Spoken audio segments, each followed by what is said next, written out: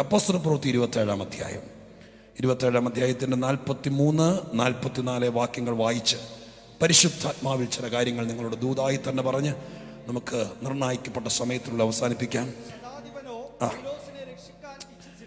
ശതാധിപനോ പൗലോസിനെ രക്ഷിപ്പാൻ ഇച്ഛിച്ചിട്ട് അവരുടെ താല്പര്യം തടുത്തു. നീന്തുവാൻ കഴിയുന്നവർ ആദ്യം ചാടി കരയ്ക്ക് പറ്റുവാനും ശേഷമുള്ളവർ പലകമേലും കപ്പലിന്റെ ഖണ്ഡങ്ങളുടെ മേലുമായി എത്തുവാനും കൽപ്പിച്ചു. ഇങ്ങനെ എല്ലാവരും കരയിലെത്തി രക്ഷപ്പെടുവാൻ.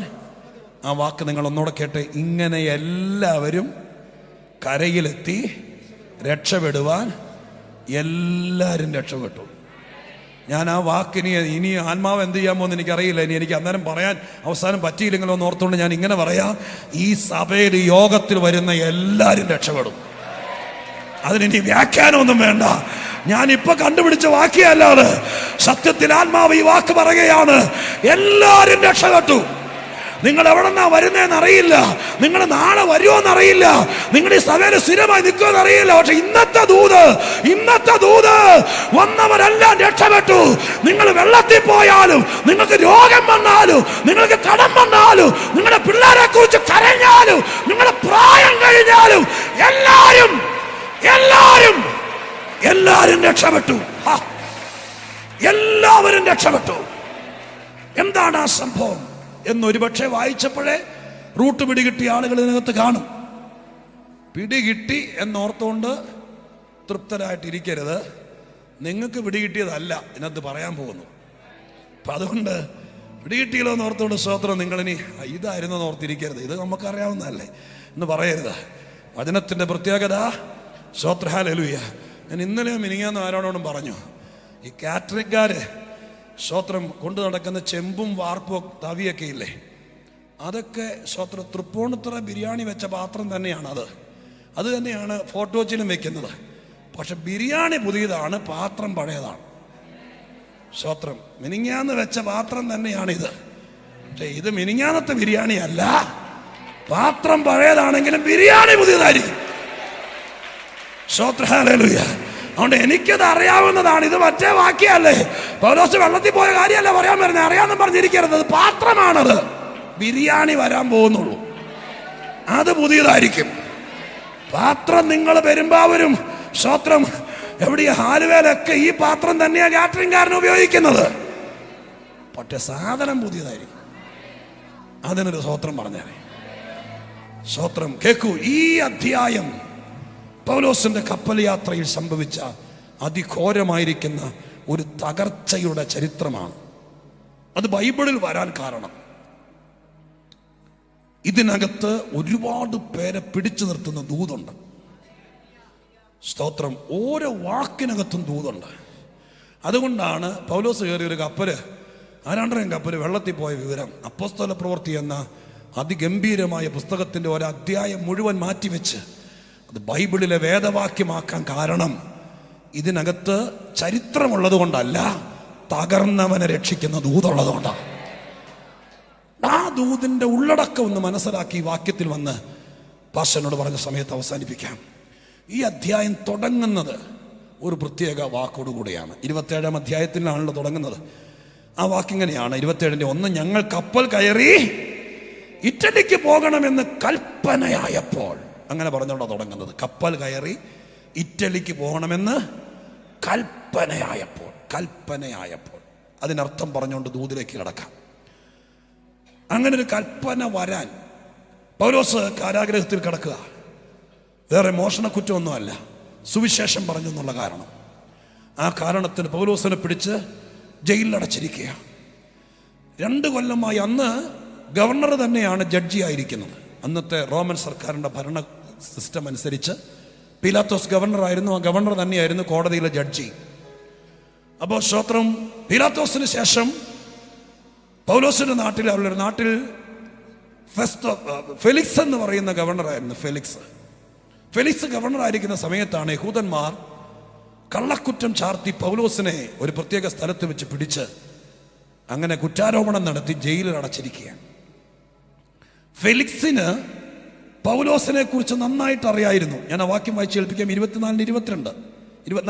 ഫെലിക്സിന് ഈ മാർഗം സംബന്ധിച്ച് സൂക്ഷ്മമായ അറിവുണ്ടായിരുന്നിട്ടും ലൂസിയ സഹസ്രാധിപൻ വരുമ്പോൾ ഞാൻ നിങ്ങളുടെ കാര്യം തീർച്ചപ്പെടുത്തുമെന്ന് പറഞ്ഞ് അവധി വെച്ചു. വേണമെങ്കിൽ ആ അവധി വെച്ചു എന്നുള്ള വാക്കിന്റെ അടി ഒരു വരയിട്ടേ.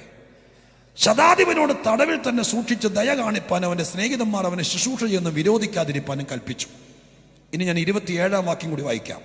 2 ആണ്ട് കഴിഞ്ഞിട്ട് ഫെലിക്സിന് പിൻവാഴിയായി പെർക്യോസ് ഫെസ്തോസ് വന്നപ്പോൾ ഫെലിക്സ് യഹൂദന്മാരോട് പ്രീതി സമ്പാദിക്കണമെന്ന് അവിടെ 2 ആണ്ട് കഴിഞ്ഞിട്ട് എന്നുള്ളതിന്റെ അടിയിലും കൂടി വരയട്ടെ. സ്തോത്രം. രണ്ടീ ചേർത്ത് പറയാം, വേഗത്തിൽ ചേർത്ത് പറയാം. ഫെലിക്സിന് പൗലോസ് പ്രസംഗിക്കുന്ന ഈ മാർഗത്തെക്കുറിച്ച് നല്ല അറിവ്, സൂക്ഷ്മമായ അറിവുണ്ടായിരുന്നിട്ടും എന്ന് പറഞ്ഞതിന്റെ അർത്ഥം എന്താ? പൗലോസ് പ്രസംഗിക്കുന്നത് ഉപദ്രവകരമായിരിക്കുന്ന ഒരു സന്ദേശമല്ല. ബോംബുണ്ടാക്കണമെന്നോ വടിവാളുണ്ടാക്കണമെന്നോ വെട്ടണമെന്നോ തകർക്കണമെന്നോ ഒന്നും അല്ല പ്രസംഗിക്കുന്നത്. അദ്ദേഹം പ്രസംഗിക്കുന്നത് തിന്മ ചെയ്യരുത്, നന്മ ചെയ്യണം, ദൈവത്തെ പ്രസാദിപ്പിക്കണം, മോശമായി ജീവിക്കരുത്, ദൈവഭയമുള്ളവരായിരിക്കണം. അല്ലാതെ ഇദ്ദേഹം ഒരു മതഭേദം നടത്തുന്നവനല്ല.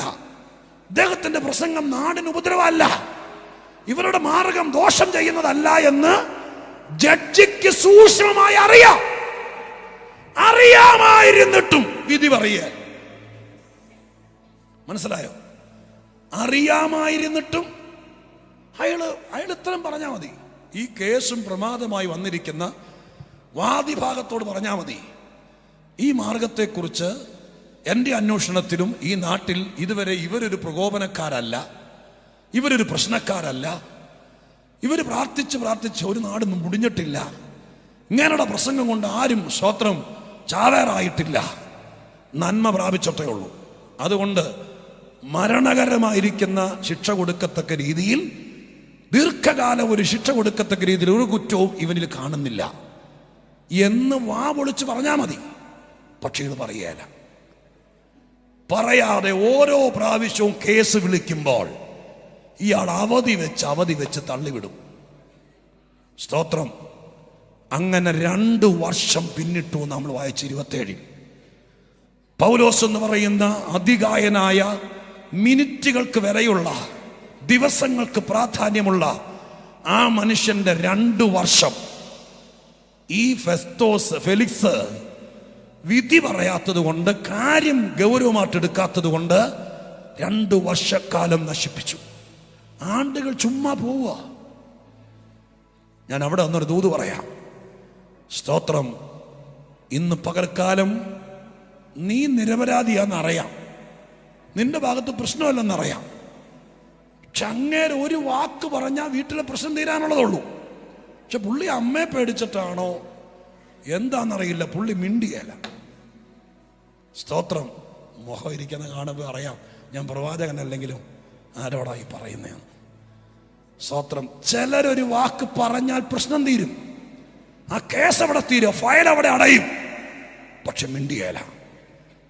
മിണ്ടാതെ നിന്റെ വിലപ്പെട്ട ജീവിതത്തിന്റെ ആണ്ടുകൾ വെറുതെ തള്ളി നീക്കി നിനക്ക് വഴി തുറക്കുകയല്ല, നിനക്ക് മുഖാന്തരം ഒരുക്കുകയല്ല, നിന്റെ പേപ്പറുകളെല്ലാം ഓക്കെ ആണെങ്കിലും അതിനകത്തൊരിക്കലും സീലടിക്കുകയല്ല. അങ്ങനെ ആണ്ടുകൾ നിന്റെ തള്ളി നീക്കി നിന്നെ വയസ്സനാക്കാൻ മാറ്റിയിട്ടിരിക്കുന്ന ആ വ്യാപാരത്തെ ഇന്ന് പകൽക്കാലം നിയോഗത്തിന് ശേഷം സ്വർഗത്തിലെ ദൈവം അടുത്ത ദൂത് പറയുന്നു, കീറിക്കളയാണത്. ഹല്ലേലൂയ. നീ 2 കൊല്ലം മുമ്പ് എത്തേണ്ടടുത്ത് എത്തേണ്ടതാണ്. ഈ പൗലോസിനോട് കർത്താവാ പറഞ്ഞത്, നീ എന്നെ റോമിൽ സാക്ഷീകരിക്കും. സ്തോത്രം. ആ വാക്യം അതിന്റെ പുറകെ കിടക്കുന്നുണ്ട്. അല്ല, പൗലോസ് സ്തോത്രം വെറുതെ ഒരു വിസ എടുത്ത് നിൽക്കുന്നതല്ല. അതിന്റെ സ്തോത്രം 19-ാമത്തെ അധ്യായത്തിനകത്തല്ലേ, 19-ാമത്തെ അധ്യായത്തിനകത്ത് പൗലോസ് പറയുന്നൊരു പൗലോസിനോട് കർത്താവ് പറഞ്ഞു 19:21. ഇത് കഴിഞ്ഞിട്ട്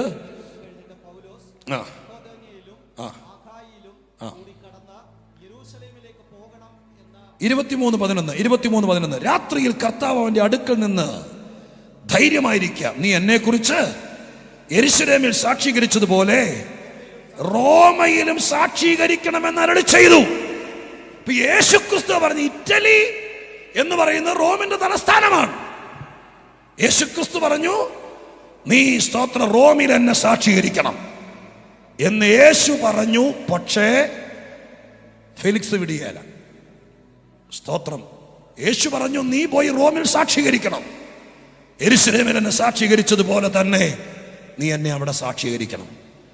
പക്ഷേ ഫെലിക്സ് അവധി വെക്കുകയല്ലാതെ സ്തോത്രം പോകാനും പറയില്ല, പോകണ്ടെന്നും പറയില്ല. അവധി വെച്ച് മാറ്റി വെച്ചിരിക്കുകയാണ്. 2 വർഷങ്ങൾ പിന്നിട്ടു. സ്തോത്രം. ഈ കാര്യത്തിലൊരു തീർപ്പില്ലാതെ ദൈവം തമ്പുരാൻ 2 കൊല്ലം ക്ഷമിച്ചു. 2 കൊല്ലം കഴിഞ്ഞപ്പോൾ അവിടെ എഴുതിയിരിക്കുന്ന വാക്ക്, 27-ാം വാക്യം നമ്മൾ വായിച്ചോ. വാക്കിങ്ങനെയാണ്: ഫെലിക്സിന് പിൻവാഴിയായി ഫെസ്തോസ് വന്നപ്പോൾ. അങ്ങനെയല്ലേ നമ്മൾ വായിച്ചത്? 2 ആണ്ട് കഴിഞ്ഞിട്ട് ഫെലിക്സിന് പിൻവാഴിയായി പെർക്യോസ് ഫെസ്തോസ് വന്നപ്പോൾ എന്ന് പറഞ്ഞതിന്റെ അർത്ഥം എന്താ? എന്ന് പറഞ്ഞാൽ അതിന്റെ അർത്ഥം, സ്തോത്രം, 2 കൊല്ലം കഴിഞ്ഞപ്പോൾ ദൈവം ഫെലിക്സിനെ അവിടെ നിന്ന് പറിച്ചെറിഞ്ഞിട്ട് ആ സ്ഥാനത്ത് ഫെസ്തോസിനെ ഗവർണറാക്കി. സ്തോത്രം. അതിന് കാരണം എന്താ? ഫെലിക്സ് അവിടെ ഇരിക്കുന്നിടത്തോളം കാലം പൗലോസിന് വിസ അടിക്കുകയല്ല. സ്തോത്രം. അയാളെ വിടുകയല്ല.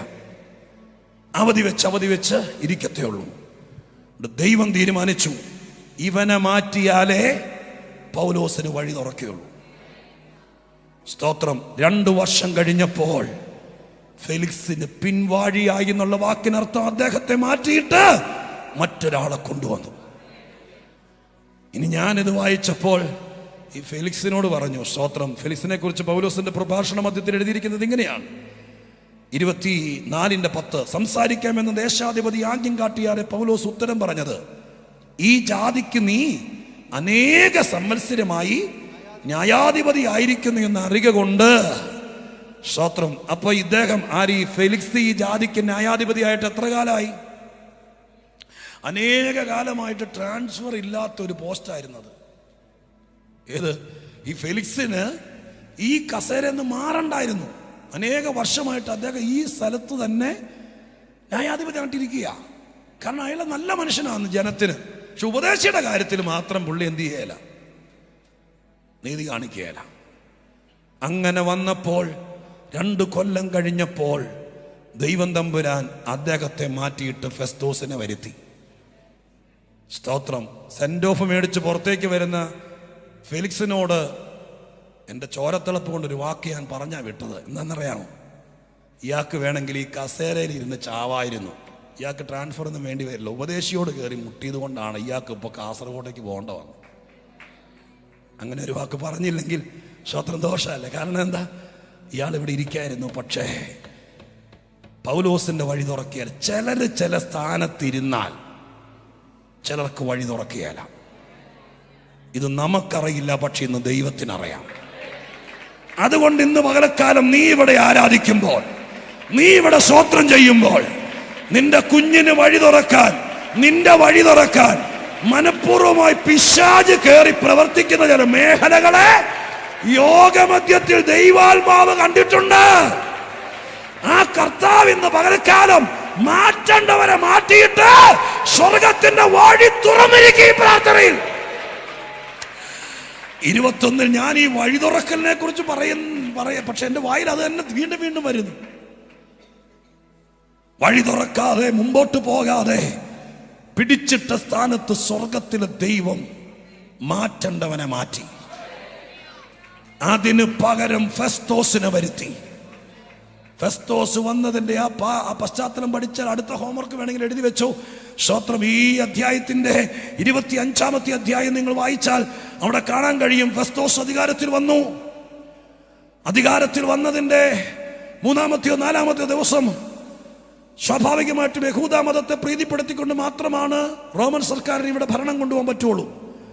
അതുകൊണ്ട് മതകോടതിയുടെ ജഡ്ജി മഹാപുരോഹിതനാണ്.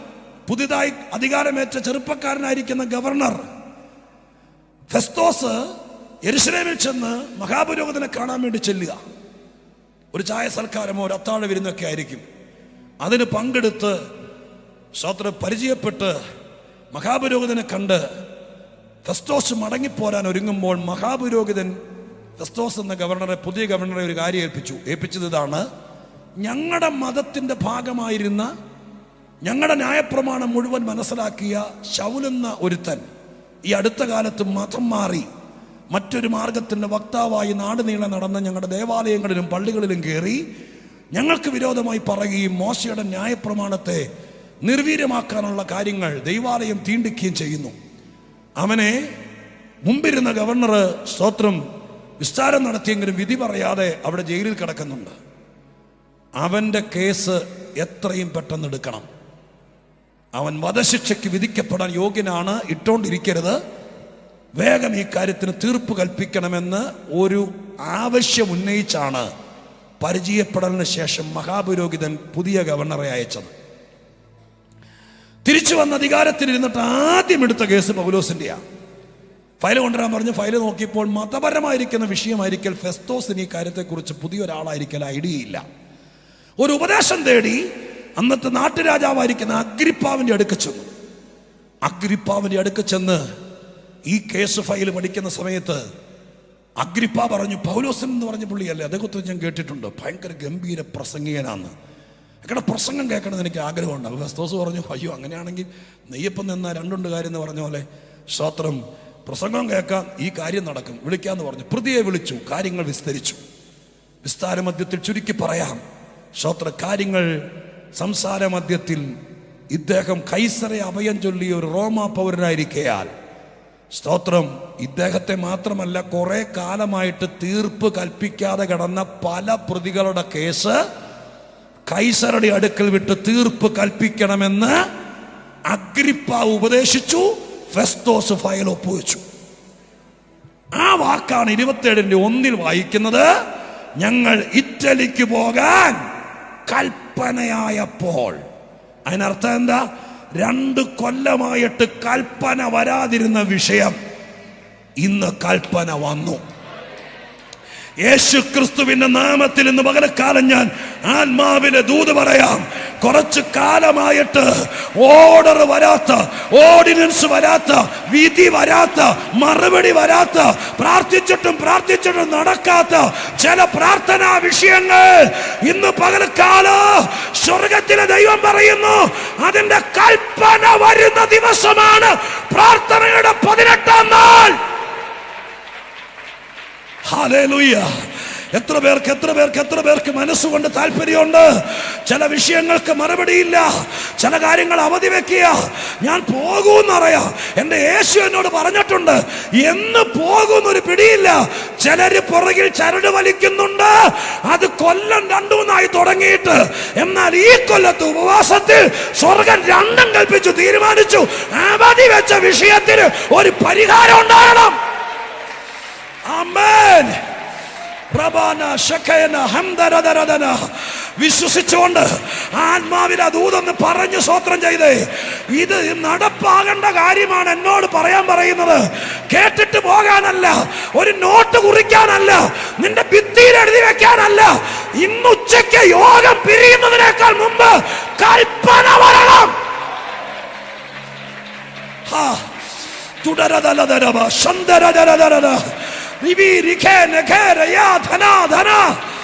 കൽപ്പന വരണം, കൽപ്പന വരണം, കൽപ്പന വരണം. അങ്ങനെ പറഞ്ഞുകൊണ്ട് ആരാധിക്ക്. എന്റെ കർത്താവേ, സർട്ടിഫിക്കറ്റ് പിടിച്ചു വെച്ചിരിക്കുന്ന, ഫയലുകൾ പിടിച്ചു വെച്ചിരിക്കുന്ന, എക്സാം എഴുതിയിട്ട് കാലങ്ങളായി റിസൾട്ട് വരികയില്ല, പഠനം നടന്നിട്ട് കാലങ്ങളായി പരീക്ഷ എഴുതിയല്ല, അങ്ങനെ കാലം കളയുന്ന, നിന്റെ ആയുസ് പാഴാക്കുന്ന, നിന്റെ വഴി അടച്ച യേശുവിന്റെ നാമത്തിൽ ആ കൽപ്പന ഇന്ന് പകലക്കാലം ഇവിടെ ഇരിക്കുന്ന ജനത്തിനും അവരുടെ കുടുംബാംഗങ്ങൾക്കും സ്വർഗത്തിലെ ദൈവം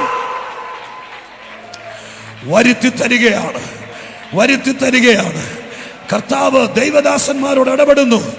അവധി വെച്ച് യാത്രകളെയൊക്കെ പലവട്ടം മാറ്റിവെച്ച് അങ്ങനെ പിടിച്ചു വെച്ചിരിക്കുന്ന കേസ് ജനുവരി മാസത്തിലാ അല്ല, ഇന്ന് കർത്താവ് വഴി തുറക്കും. യേശുവിന്റെ നാമത്തിൽ ഇന്ന് കർത്താവ് വഴി തുറക്കും. ഇന്ന് ദൈവം സീൽ ചെയ്യിപ്പിക്കും. ഇന്ന് കർത്താവ് മുദ്ര വെപ്പിക്കും. ഹല്ലേലൂയ! പൗലോസിന്റെ ഭാഷയിൽ ഞങ്ങൾ ജയില് ചാടി റോമിൽ പോകുന്നവരല്ല, കൈക്കൂലി കൊടുത്തു പോകുന്നവരല്ല. സ്തോത്ര ഹല്ലേലൂയ. ഞങ്ങൾ കള്ളയൊപ്പിട്ടോ കള്ളക്കഥ പറഞ്ഞു പോകുന്നവരല്ല, കൽപ്പന മേടിച്ചോണ്ടേ പോകുള്ളൂ. അതിന് തന്റെ ഇടമുള്ള ദൈവമക്കൾ, എനിക്ക് ദൈവമുണ്ട്. 10 രൂപ കൈക്കൂലി കൊടുക്കരുത്, ആരുടെ കാല് പിടിക്കാൻ പോകരുത്, ഒരുത്തന്നെ പുറകെ പോകരുത്. നീ ദൈവത്തിന്റെ മോളാ, നിന്റെ വിഷയം ദൈവത്തിന്റെ വിഷയമാ. അതുകൊണ്ട് ഒന്നിനും പോകരുത്, ഒന്നിനും പോകരുത്. സ്വർഗമാണ് കൽപ്പന എഴുതിക്കുന്നത്. ഹല്ലേലൂയ. യേശുവിന്റെ നാമത്തിൽ ദൈവമക്കളെ, ആത്മാവിൽ ഞാൻ കുറച്ചുകൂടെ നിങ്ങളെ ധൈര്യപ്പെടുത്തി പറയാം. എല്ലാ ആളുകളും കൽപ്പനയിൽ ഒപ്പിടാത്തവരല്ല, ഒപ്പിടുന്നവരും ദൈവത്തിന്റെ കയ്യിലുണ്ട്. സ്തോത്രം. മനസ്സിലായോ? സ്തോത്രം. നിയമനങ്ങൾക്ക് തടസ്സം നിൽക്കുന്ന 1000 പേര് സമൂഹത്തിലുണ്ടെങ്കിലും നിന്റെ വിഷയത്തിന്, സഭയുടെ വിഷയത്തിന് ഒപ്പിടുന്ന ഒരധികാരി ഉണ്ടെങ്കിൽ അവനെ ദൈവം ഫോട്ടോ വെച്ച് കൊണ്ടുവരും. അവനെ ദൈവം നിനക്ക് ആവശ്യമുള്ള ഓഫീസിൽ കൊണ്ടുവരും. അവൻ അവിടെ കസേരയിലിരിക്കും. അവൻ നിന്റെ ഫയൽ എടുപ്പിക്കും. നീ അല്ലല്ലോ പറഞ്ഞത്. ഹല്ലേലൂയ. നിങ്ങളാ എനിക്ക് വചനത്തിന്റെ സ്തോത്രം, എന്താ പറയുക, പ്രകാശനം ആത്മാവിൽ എങ്ങും പറയാത്തതുപോലെ ദൈവാത്മാവിൽ ഞാൻ നിങ്ങളെ ഓർപ്പിക്കുക. സത്യം പറയുന്നു. പൗലോസാണോ പറഞ്ഞത്, സാറേ ഞാൻ 2 കൊല്ലമായിട്ട് നിരപരാധിയാണ്, എൻ്റെ എല്ലാ പേപ്പർ സാറ് നോക്ക്, ഞാൻ 4 പേരെ കൊണ്ട് പറയിപ്പിക്കാം. എൻ്റെ ഗതികേടിന് അടി പിടിച്ചിട്ട് എൻ്റെ കാര്യം ഒന്ന് തീർക്കാൻ പൗലോസാണോ പറഞ്ഞത്? അല്ലല്ലോ, മഹാപുരോഹിതനെ കൊണ്ടല്ലേ പറയിപ്പിച്ചത്. സ്തോത്ര ഹല്ലേലൂയ. അവരാണ് കേസ് കൊടുത്തത്, അവരെ കൊണ്ട് പറയിപ്പിച്ചു. ഇത് പെട്ടെന്ന് തീർക്കണം. സ്തോത്ര ഹല്ലേലൂയ. നിന്നെ പൂട്ടാനാ ചെയ്തത്, ഇപ്പൊ അവന് പൂട്ടായിരിക്കുക. അതുകൊണ്ട് അവൻ ആവശ്യപ്പെടുകയാ, ഈ കേസ് ഒന്ന് തീർത്തതാ. യേശുവിന്റെ നാമത്തിൽ ഇതിനിടയിൽ ഉണ്ടാള്, ഇതിനിടയിൽ ഉണ്ടാള്. നിനക്കിട്ട് ഞാൻ അങ്ങനെ ഒരു വാക്ക് ഉപയോഗിക്കുകയാണ്, നിന്നെ ഒതുക്കാൻ, നിന്റെ സന്തതിയെ പൂട്ടാനാണ് സംഭവം പേപ്പർ വർക്ക് ചെയ്തത്. പക്ഷെ 2 കൊല്ലം കൊണ്ട് സംഭവം തിരിഞ്ഞിട്ട് ഇപ്പൊ മഹാപുരോഹിതൻ അധികാരിയോട് പറയുക, സാറേ മറ്റേ കേസ് ഒന്ന് തീർത്തതാ. സ്തോത്ര ഹല്ലേലൂയ. നീ മിണ്ടണ്ട, നീ വക്കീലിനെ കാണാൻ പോകണ്ട, നീ കാശും കൊണ്ട് പോകണ്ട, നീ ആരുടെ അടുക്ക പോകണ്ട, കർത്താവ് ഫയല് പൊക്കിച്ചോളൂ. സ്തോത്ര ഹല്ലേലൂയ. നിന്റെ പേര് പറയേണ്ടവനെ കൊണ്ട് പറയിപ്പിച്ചോളും ദൈവം. കർത്താവ് അത് എടുപ്പിച്ചു. സ്തോത്രം. ഹല്ലേലൂയ. ഒരു വഴിയിൽ നേരെ കൽപ്പന മേടിച്ചോണ്ടാണ് വണ്ടി കയറിയത്. നല്ല വഴി കൂടെ, തുറന്ന വഴി കൂടെ, അഭിമാനത്തോടെ, 5 രൂപ കളയാതെ, മഹത്വത്തോടെ, മാന്യതയോടെ, ദൈവപ്രവൃത്തിയോടെ കർത്താവ് നിന്നെ കൽപ്പന മേടിച്ചു തന്ന് വഴി തുറന്ന് സ്വർഗം പ്രവർത്തിക്കുമെന്ന് ഇതിനേക്കാൾ അപ്പുറം പറയാൻ എനിക്കറിയില്ല. പക്ഷെ ദൈവാത്മാവിൽ പറയുന്നു, സ്വർഗം അത് ചെയ്യും. ഹല്ലേലൂയ. അങ്ങനെ കൽപ്പന മേടിച്ച്, അല്ലെങ്കിൽ കൽപ്പന വന്നിട്ട് കപ്പലിൽ കയറി. സ്തോത്രം. ഇറ്റലിക്ക് പോകാൻ. പക്ഷെ കേറിയ നിമിഷം മുതൽ, കൽപ്പന കിട്ടിയിട്ടും ദൈവം മുഖാന്തരം ഒരുക്കിയിട്ടും, നിങ്ങൾക്ക് 27-ാം അധ്യായം സുപരിചിതമാണ്. കേറിയ നിമിഷം മുതൽ പ്രതികൂലത്തിന്റെ കാറ്റും വലിയ പ്രതിസന്ധികളും ആഞ്ഞടിക്കാൻ തുടങ്ങി.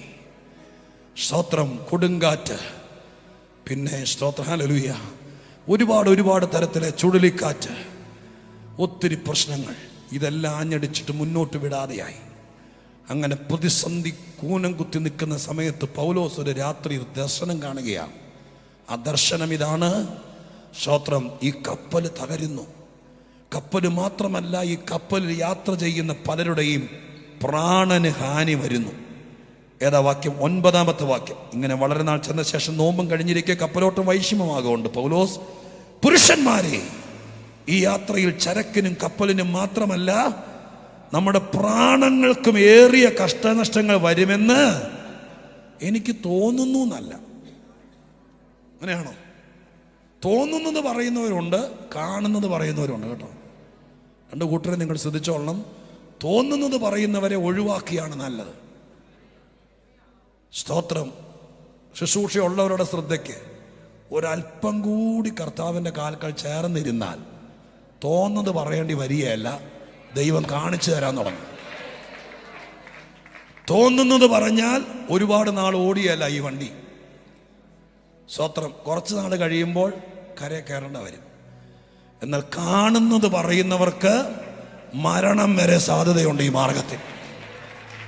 അപ്പൊ കുറേ കൂടി കർത്താവിനോട് അടുത്തിരിക്കണം, കുറേ കൂടി പ്രാർത്ഥിച്ചിരിക്കണം, കുറേ കൂടി ദൈവത്തെ മാത്രം ആശ്രയമാക്കണം, കുറേ കൂടി ഏകാഗ്രതയോടെ ഇരിക്കണം. അപ്പോൾ നിന്റെ കുഞ്ഞിന്റെ വിഷയം നിന്നെ ദൈവം കാണിക്കും. തോന്നുന്നത് വല്ലതും പറഞ്ഞിട്ട് തലയിൽ വല്ലതും വലിച്ചു കയറ്റിയിട്ട് ലാസ്റ്റ് കുടുംബം മുഴുവൻ അനുഭവിക്കുന്നതൊക്കെ നല്ലത്. ദൈവത്തിന്റെ പാദപീഠത്തിൽ ഇരിക്കുമ്പോൾ സ്വർഗം കൃത്യം അടയാളങ്ങൾ കാണിക്കും. എൻ്റെ ഉറച്ച വിശ്വാസം ഇന്നും ദൈവം പണി നിർത്തിയിട്ടില്ല. ഒരു ബലഹീന വിശ്വാസി ദൈവത്തോട് ചോദിക്കുക, എൻ്റെ കർത്താവെ എനിക്കറിയില്ല, എൻ്റെ കുഞ്ഞിനെ ഞാൻ പൊന്നുപോലെ വളർത്തിയതാ, 3 കല്യാണം വന്ന് നിൽക്കുക, ഏതാ സ്തോത്രം എനിക്കൊന്നും തീരുമാനിക്കാൻ പറ്റുന്നില്ല. ഞങ്ങളെപ്പോലത്തെ ആരോടെങ്കിലും പറഞ്ഞു കഴിഞ്ഞാൽ അവരെന്തെങ്കിലും തോന്നുന്നത് പറയും. എല്ലാവരും അല്ല, പലരും. അയ്യോ നിങ്ങൾക്ക് അബദ്ധം പറ്റിയിരിക്കുന്നതെന്ന് അങ്ങോട്ട് നോക്കി പറയാം, ഞാൻ ഇങ്ങോട്ട് നോക്കി പറയാം. സ്തോത്രം. മനസ്സിലായോ? ചുമ്മാ പണി എളുപ്പമാണ്. എന്താ എളുപ്പം? ഞാനിത് തന്നെ പറയാം. 3 എണ്ണം വന്ന് നിൽക്കുന്നു, ഇതിനകത്ത് ഏത് തിരഞ്ഞെടുക്കണമെന്ന് നിങ്ങൾക്ക് യാതൊരു കൈ നനയാതെ മീൻ പിടിക്കാൻ എളുപ്പം എന്നറിയാമോ? നേരെ ഫോൺ എടുക്കുക, 9447604243 അടിക്കുക. എൻ്റെ നമ്പറാ. സ്തോത്രം. പിടികിട്ടി കാണിയല്ല. സ്തോത്രം. അടിച്ചിട്ട് ചോദിക്കുക, പാസ്റ്ററെ ഒരു ഉപദേശത്തിന് ഇങ്ങനെ 3 കേസ് വന്നിട്ടുണ്ട്, ഇതിനകത്ത് ഏതിനെ തിരഞ്ഞെടുക്കണമെന്ന് അറിയില്ല, പ്രാർത്ഥിച്ചിട്ട് പറയാമോ എന്ന് ചോദിച്ചാൽ ഞാൻ ഭയങ്കര തിരക്കാട്ട് ഓടും. ഒരു 3-6 പ്രാവശ്യം വിളിക്കുമ്പോൾ അങ്ങനെ ഒന്നും വരാതിരിക്കട്ടെ, ഉദാഹരണം പറയുന്ന കേട്ടോ. സ്തോത്രം. ഒഴിവാക്കാൻ വേണ്ടി തോന്നുന്നത് എന്തെങ്കിലും പറയേണ്ട വരും. സത്യം. ഞാൻ ചെയ്തെന്നല്ല, ഒരു ഉദാഹരണം പറയുന്നതാ. അപ്പൊ തോന്നുന്നത് കേട്ടിട്ട് എല്ലാം അങ്ങനെ ആകണമെന്നില്ല. ഒത്തിരി പേർക്ക് പറ്റിയിട്ടുണ്ട്. നമുക്ക് ഈ അനുഗ്രഹിക്കപ്പെട്ട ചർച്ചിൽ ഞാൻ ഇത്ര നേരം പറഞ്ഞുകൊണ്ടിരുന്നത്, വചനം കേട്ടാൽ വഴി തുറക്കുന്ന ചർച്ചിൽ നമ്മൾ വേണ്ടാത്ത ബൈപ്പാസ് കയറേണ്ട കാര്യമില്ലല്ലോ. അപ്പോ നിങ്ങൾ ദൈവത്തിന്റെ സന്നിധിയിൽ ഇരുന്നിട്ട് ലളിതമായി പറയണം, കർത്താവേ അങ്ങയെ മാത്രം സ്നേഹിച്ച എൻ്റെ ചാർച്ചക്കാരുടെയും കുടുംബക്കാരുടെ ഇടയെന്ന് ഞാനാണ് ആദ്യം ഇറങ്ങിയത്. എൻ്റെ വിശ്വാസം കണ്ട് എൻ്റെ ഭർത്താവ് ഇറങ്ങി, എൻ്റെ 2 കുഞ്ഞുങ്ങൾ ഇറങ്ങി. ഇപ്പോഴും വീട്ടിലാരും ഇത് അംഗീകരിച്ചിട്ടില്ല. ഇതിനിടയിൽ കാലങ്ങൾ കടന്നുപോയി, കുഞ്ഞിന് പ്രായമായി 3 പേര് വന്ന് നിൽക്കുക. എനിക്കിതിനകത്ത് ഏത് തിരഞ്ഞെടുക്കണമെന്ന് അറിയില്ല, എനിക്കൊരടയാളം കാണിച്ചു തരണം.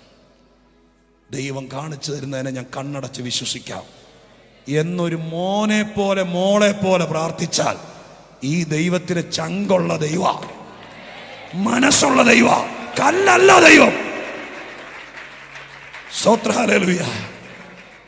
സാധാരണക്കാരിക്ക് വഴി പറഞ്ഞു കൊടുക്കാൻ സ്വർഗത്തിലെ ദൈവം എന്തെങ്കിലും ഒരു ഐഡിയ, ഒരു അടയാളം കാണിക്കാതിരിക്കുകയില്ല. അപ്പൊ കൃത്യമായി നമ്മളെ കാണിച്ചു തരും ദൈവം പറഞ്ഞു തരും. അത്രയ്ക്ക് സുന്ദരമാണ് ക്രിസ്തീയ ജീവിതം. ഊഹാഭോഗത്തിന്റെ പുറത്ത് പണിയുന്നതല്ല ആത്മീക ജീവിതം. തോന്നലുകളുടെ പുറത്ത് പണിയുന്നതല്ല ഇത്. ഇതിനകത്ത് ക്രിസ്റ്റൽ വളരെ കൃത്യമായ ട്രാൻസ്പെറന്റ് ആയ സത്യസന്ധമായ മാർഗമാണ് ക്രിസ്തീയ മാർഗം. ഒറ്റക്കാര്യം, ഇതിനിടയിൽ എളുപ്പവഴി നോക്കരുത്. ദൈവത്തിന് ഇഷ്ടമല്ല. നീ ഇരുന്ന് പ്രാർത്ഥിക്കേണ്ട കാര്യം നീ പ്രാർത്ഥിക്കണം. നീ ദൈവത്തോട് ചോദിക്കേണ്ട കാര്യം ചോദിക്കണം.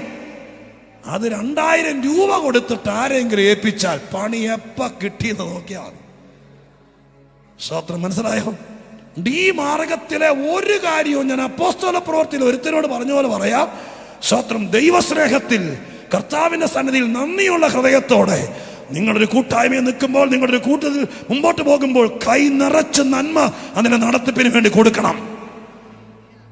സ്തോത്രം. നല്ല സ്തോത്രം പറയുന്ന വിചാരിച്ചത്. പക്ഷേ 500ന്റെ 4 നോട്ട് കാണിച്ചിട്ട് നിന്റെ വിഷയത്തിന്റെ വഴി പറഞ്ഞു തരാൻ, കാശിന് വഴി പറഞ്ഞു തരാൻ ഇതിനകത്ത് ഉപയോഗിച്ചാൽ ദൈവം അതിന് നടപടിയെടുക്കും. സ്തോത്രം. അതല്ല ഈ മാർഗം. പിന്നെ എന്താ? നമ്മൾ മുഴങ്കാലും അടക്കി പ്രാർത്ഥിക്കുമ്പോൾ ചിലപ്പോൾ നീ വിളിക്കാത്ത ഒരുവനെ ദൈവം നിന്റെ വീട്ടിലേക്ക് വിടും.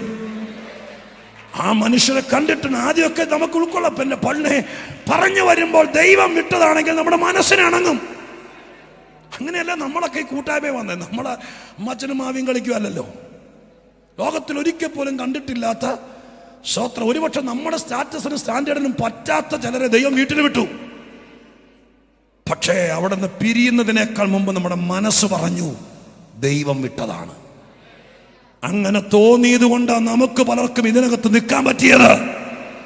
ദൈവം അത് ഇന്നും ചെയ്യാൻ വിശ്വസ്തനായ ദൈവമാണ്. പൗലോസ് തോന്നുന്നു എന്നല്ല പറഞ്ഞത്, ഞാൻ കാണുന്നു എന്നല്ല പറഞ്ഞത്. എന്താ കാണുന്നത്?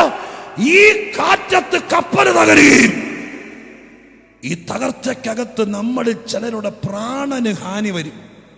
പ്രാണന് ഹാനി വരിക എന്ന് പറഞ്ഞാൽ മരിക്കുമെന്നതിനർത്ഥം.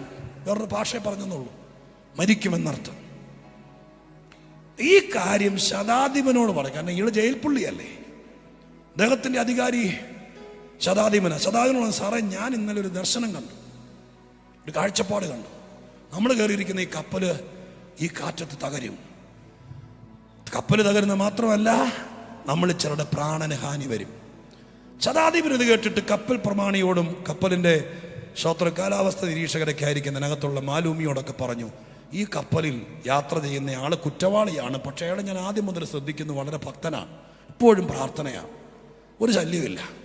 ആ മനുഷ്യൻ എന്നെ വിളിച്ചൊരു കാര്യം പറഞ്ഞു, അയാൾ കഴിഞ്ഞ രാത്രി ഒരു ദർശനമോ സ്വപ്നം എന്താ കണ്ടെന്ന് അയാളോട് ദൈവം പറഞ്ഞെന്നായിരിക്കും. അതിന്നതാണ്, ഈ കപ്പൽ തകരുമെന്നും ഇതിനകത്ത് പലരുടെയും പ്രാണന് ഹാനി വരുമെന്നും. ഉടനെ അവര് പറഞ്ഞു, ആദ്യമായിട്ട് കപ്പലിൽ കയറിയവനെ വലിയ കടൽ ചൊരുക്കായിരിക്കും. ഇതിങ്ങനെ ഫോട്ടോ വെച്ച് കലൂര് ട്രിപ്പ് അടിക്കുന്ന പോലെ എല്ലാ ദിവസവും ട്രിപ്പ് അടിക്കുന്ന വണ്ടിയായത്. കടലാണെങ്കിൽ കാറ്റ് വരും, സ്വത്രം ആടി ഒലയും. ഇതൊക്കെ പുള്ളി ആദ്യമായി കയറിയതുകൊണ്ട് വേല, ഇതൊക്കെ ഈ വണ്ടിയിൽ സ്ഥിരമുള്ളതാണ്, സാരമുണ്ടായിരിക്കുക, അതൊന്നും പ്രശ്നമല്ലെന്ന് അവർ പറഞ്ഞു. ശതാധിപൻ പൗലോസിനും പറഞ്ഞു, മേല ഇങ്ങനെയുള്ള കാര്യം പറയരുത്, ആൾക്കാർക്ക് പേടിയാ, സ്വത്രം എന്നും പറഞ്ഞു. അതവിടെ ഒതുങ്ങി. പക്ഷേ ഞാൻ അവിടെ കണ്ടൊരു നല്ല കാര്യം പറയാം.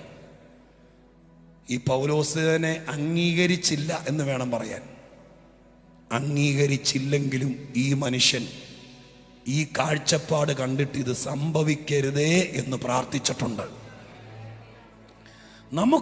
എനിക്ക് എന്നെപ്പോലുള്ളവർക്ക് ഇപ്പം പ്രാർത്ഥിച്ചുകൊണ്ടിരിക്കുക അത് മാറി വരാൻ വേണ്ടി. ഒരു പ്രശ്നമുണ്ട്, എന്താണെന്നറിയാമോ? ഞാനിപ്പോൾ ഒരാളുടെ ദൂത് പറയാം ഇതുപോലെ, സ്വത്രം ബ്രദറെ ഈ കപ്പൽ തകരും, പ്രാണന് ഹാനി വരും, പാസ് വല്ല പണി നോക്കും, മേലെ ഇത് പറയുമെന്ന് പറയുമ്പോൾ പിന്നെ എനിക്കൊരു തോന്നൽ വരും, കർത്താവേ ഇവൻ്റെ ഒരു പണി കൊടുക്കണേ, കാരണം ഞാൻ നിൻ്റെ ദാസനും നീ എൻ്റെ ദൈവമാണെന്നറിയാൻ വേണ്ടി ഇവൻ്റെ ഓട് പൊളിക്കണേന്ന് അങ്ങനെ തോന്നൽ എനിക്കുണ്ട്. നിങ്ങളും പ്രാർത്ഥിക്കുക അത് മാറാൻ വേണ്ടി. നിങ്ങളെല്ലാം തങ്കക്കൊടാന്നറിയാം, പക്ഷെ എനിക്കങ്ങനെ ഒരു പ്രശ്നമുണ്ട്. പക്ഷെ പൗലോസ് ഇങ്ങനെ അംഗീകരിച്ചില്ലെങ്കിലും അവര് വിശ്വസിച്ചില്ലെങ്കിലും ഇത് സംഭവിക്കരുത് എന്ന് പ്രാർത്ഥിച്ചിട്ടുണ്ട്. എങ്ങനെ അറിയാം? എവിടെ അങ്ങനെ ഒരു വാക്യമില്ല. പക്ഷെ എങ്ങനെ അറിയാം? 22-ാമത്തെ വാക്യത്തിലേക്ക് നോക്കി. 22-ാമത്തെ വാക്യത്തിലേക്ക്, എങ്കിലും ഇപ്പോൾ ധൈര്യത്തോടിരിപ്പാൻ ഞാൻ നിങ്ങളോട് അപേക്ഷിക്കുന്നു, കപ്പലിനല്ലാതെ നിങ്ങളുടെ ആരുടെയും പ്രാണന്. അപ്പൊ നോക്കിയേ, 9-ാമത്തെ വാക്യത്തിനകത്ത് പ്രാണന് ഹാനി വരുമെന്നെഴുതി. 22-ാമത്തെ വാക്യത്തിനകത്ത് അദ്ദേഹം പറയുന്നു, ഇല്ല സാറേ, കപ്പല് തകർന്നാലും പ്രാണന് ഹാനി വരില്ല. അതിനെ കാലത്തൊന്ന് പറയും, ഉച്ചയ്ക്ക് മാറ്റി പറയുകയും ചെയ്യുന്നു. ആരും അംഗീകരിക്കാതെ വന്നപ്പോൾ എന്നാ പിന്നെ മാറ്റി പറഞ്ഞേക്കാന്ന് വെച്ചാണോ? അങ്ങനെ പറയുന്ന ഒരാളാണോ പൗലോസ്? പിന്നെ എന്താ കാര്യം? ഞാൻ ഈ വാക്കുകൾ തമ്മിൽ ഇങ്ങനെ ഇതിൻ്റെ ഇടയിൽ അനേക പ്രാവശ്യം 10-ാം വാക്യം മുതൽ 21-ാം വാക്യം വരെ എന്താണ് സംഭവിച്ചതെന്ന് വായിക്കുമ്പോൾ ദൈവം എന്നോട് പറഞ്ഞു, ഡാ ഈ അപ്പോസ്തലപ്രവൃത്തി കടന്ന് കറങ്ങിയാൽ ദൂത് മാറി വരുന്നത് എങ്ങനെയാന്ന് പിടികിട്ടിയാല. ദൂത് മാറി വരുന്നത് എങ്ങനെയാന്ന് പിടികിട്ടണമെങ്കിൽ നീ ഹിസ്കിയാവിനോട് ചോദിക്കണം. അങ്ങനെ പറഞ്ഞപ്പോഴേക്കും നമുക്ക് പിടികിട്ടി. ബൈബിൾ അറിയാറുന്നല്ലോ. ഞാൻ പെട്ടെന്ന് യെശയ്യാവ് 38-ാം അധ്യായത്തിനൊക്കെ നോക്കി. യെശയ്യാവ് 38-ാം അധ്യായത്തിനകത്ത് ഹിസ്കിയാവിനോട് യെശയ്യാവ് വന്നിട്ട് പറഞ്ഞു, നീ മരിച്ചു പോകും, നിന്റെ ഗ്രഹകാര്യം ക്രമത്തിലാക്ക. മരിച്ചു പോകും, ഗ്രഹകാര്യം ക്രമത്തിലാക്കെന്ന് പറഞ്ഞത് ഒരു വഴിപോക്കനല്ല, ആ കാലഘട്ടത്തിലെ കെടുകെട്ടിയ പ്രവാചകനാണ്. പക്ഷെ പ്രവാചകൻ ഓട്ടോ വെച്ച് ബസ് സ്റ്റാൻഡിൽ ചെല്ലുന്നതിനേക്കാൾ മുമ്പ് ദൈവം തിരിച്ചു വിട്ടിട്ട് പറഞ്ഞു, മരിക്കില്ലെന്ന് പറയാൻ. അപ്പൊ ആദ്യം മരിക്കുമെന്ന് പറഞ്ഞ ദൂത് 15 മിനിറ്റിനുള്ളിൽ മരിക്കില്ലെന്ന് പറഞ്ഞതല്ല, പറയിപ്പിച്ചത് എങ്ങനെയാണെന്ന് അറിയണമെങ്കിൽ നീ ഹിസ്കിയാവിനോട് ചോദിക്കണം. ഹിസ്കിയാവിനോട് ചോദിച്ചപ്പോൾ അദ്ദേഹം പറഞ്ഞു, വേറെ പണിയൊന്നുമില്ല, സ്തോത്രം, ആരെയും ഈ പണി ഏൽപ്പിക്കുകയും ചെയ്യരുത്. ചുമരിലേക്ക് തിരിഞ്ഞു കിടന്നിട്ട് ദൈവത്തോട് പറഞ്ഞു, ദൈവമേ, ഇപ്പോഴത് സംഭവിക്കരുത്, ഞാൻ നിനക്ക് വേണ്ടി നിന്നതും നിന്നെ പ്രസാദിപ്പിച്ചതും ഓർക്കണമേ എന്ന് പ്രാർത്ഥിച്ചപ്പോൾ ദൂത് മാറി വന്നു. അങ്ങനെയാണെങ്കിൽ ഇന്ന് പകൽക്കാലം പറയാം, ദൈവം തമ്പുരാൻ പറഞ്ഞ ദൂത് മാറാമെങ്കിൽ മെഡിക്കൽ കോളേജുകാർ പറഞ്ഞ ദൂത് പ്രാർത്ഥിച്ച മാറിയാലേ? യേശുവിന്റെ നാമത്തിൽ ഇന്ന് പകൽക്കാലം നിന്റെ രേഖകളിൽ ബാൻ ചെയ്ത, അയോഗ്യത കൽപ്പിച്ച് എഴുതിയ, ചുമന്ന മഷി കൊണ്ട് ഒപ്പിട്ട, സ്വത്രം റിജക്റ്റഡ് എന്ന് സീല് വെച്ച ആ സീല് പ്രാർത്ഥിച്ച മാറില്ലേ? സ്വർഗത്തിന്റെ ദൈവത്തിന്റെ ഓർഡിനൻസിനേക്കാൾ വലിയൊരു കൽപ്പനയാണോ ലോകത്തിലെ മനുഷ്യന്റെ? യെശയ്യാവിന്റെ കയ്യിൽ രജിസ്റ്റേർഡ് കത്തായി കൊണ്ട് കൊടുത്തത് മരിക്കുമെന്ന കത്താണ്. ഒറ്റ പ്രാർത്ഥന കൊണ്ട് അടുത്ത കത്ത് വന്നു. മറ്റേ കത്ത് ക്യാൻസൽ ചെയ്തിട്ട് പുതിയ കത്ത് മരിക്കില്ല. സ്തോത്രം, ഹല്ലേലൂയ. 9-ാം വാക്യത്തിനകത്ത് കപ്പലിൽ യാത്ര ചെയ്യുന്ന പലരുടെയും പ്രാണന് ഹാനി വരും. 22-ാം വാക്യത്തിനകത്ത് ദൂത് മാറി വന്നു, പ്രാണന് ഹാനി വരില്ല. ചുമ്മാ കാലത്തും വൈകുന്നേരവും മാറ്റിയും മറച്ചും പറയാൻ ദൈവത്തെ അത്ര കൊച്ചാക്കാൻ പറ്റിയല്ല. ഇത് മാറി വന്നിട്ടുണ്ടെങ്കിൽ പൗലോസ് പ്രാർത്ഥിച്ചിട്ടുണ്ട്. പ്രാർത്ഥിക്കാൻ ആളുണ്ടെങ്കിൽ എഴുതിയ രേഖ മാറും. പ്രാർത്ഥിക്കാൻ ആളുണ്ടെങ്കിൽ പറഞ്ഞ ദൂത് മാറും.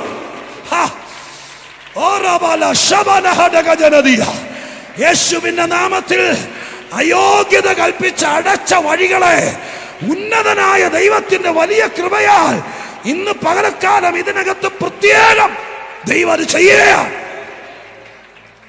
നിങ്ങൾക്കൊന്നോടെ ഉറച്ചു വിശ്വസിക്കാമോ? ഈ പ്രാവശ്യത്തെ ഉപവാസത്തിൽ ഞാൻ ഇതിങ്ങനെ പറഞ്ഞുകൊണ്ട് നിൽക്കുന്നതുകൊണ്ടല്ല, ദൈവം ഇത് കാലയെ കൂട്ടി കണ്ടു. അതുകൊണ്ട് ഇന്ന് വരെ ഡെലിവറി ചർച്ചിൽ വന്നിട്ടില്ലാത്ത ആളുകളെ ദൈവം ഇതിനകത്ത് വരുത്തിക്കൊണ്ടിരിക്കുക. നിങ്ങളെവിടെ കൊണ്ടുവന്നത് ഒരുപാട് സ്ഥലത്ത് പോയിട്ട് മാറാത്ത ചില ദൂതുകൾ, മാറാത്ത ചില രേഖകൾ. ഇവിടത്തെ പ്രാർത്ഥന തീരുന്നതിനേക്കാൾ മുമ്പ് എന്റെ ദൈവം തിരുത്തിയേ വിടത്തുള്ളൂ. ഇത് പ്രാർത്ഥിക്കുന്ന സ്ഥലം മാത്രമല്ല, എഴുതിയ രേഖകളെ തിരുത്തുന്ന സ്ഥലമാണ്. പ്രാർത്ഥിച്ച് പ്രാർത്ഥിച്ച് പ്രാർത്ഥിച്ച് പ്രാർത്ഥിച്ച് നടക്കത്തില്ലെന്ന് പറഞ്ഞ് എഴുതിയ കാര്യങ്ങളെ നടത്തിപ്പിൽ വരുത്തിയ സ്ഥലമാണ് ഫോർട്ട് കൊച്ചിയിലെ സഭ. അങ്ങനെയാണെങ്കിൽ ഞാൻ സഭയോട് ചേർന്ന് നിന്ന്, ഈ ലോക്കൽ സഭയെ മാത്രമല്ല ഉദ്ദേശിക്കുന്നത്, കർത്താവിന്റെ സഭയുടെ പരിപാടി അതാണ്. സ്തോത്രം. അപ്പോസ്തല പ്രവൃത്തിയിലൊക്കെ നോക്കിയ 4-ാം അധ്യായത്തിനകത്ത് ആദ്യമായിട്ട് അപ്പോസ്തലന്മാരെ പിടിച്ച് കാരാഗ്രഹത്തിനകത്ത് ഇട്ടിട്ട് പിറ്റേ ദിവസം പകല് ജഡ്ജ്മെന്റ് പാനൽ മുഴുവൻ മഹാപുരോഹിത കുടുംബത്തിലെ മുഴുവൻ ആളുകൾ ഒരുമിച്ചിരുന്നു. 4-ാം അധ്യായത്തിനകത്ത് അവർ വിസ്തരിച്ച് വിചാരണ നടത്തിയിട്ട് വിധി പറഞ്ഞു. വിധി ഇതാണ്: ഈ നാമത്തിൽ ഈ നാട്ടിൽ മേലിൽ മിണ്ടരുത്.